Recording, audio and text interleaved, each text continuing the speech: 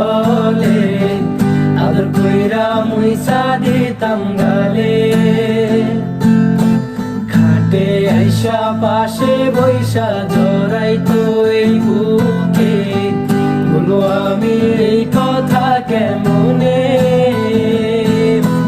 চাঁদের মতো মুখটি যখন ভাসতো নয়ন জলে আদর কইরা মুইসা দিতাম গালে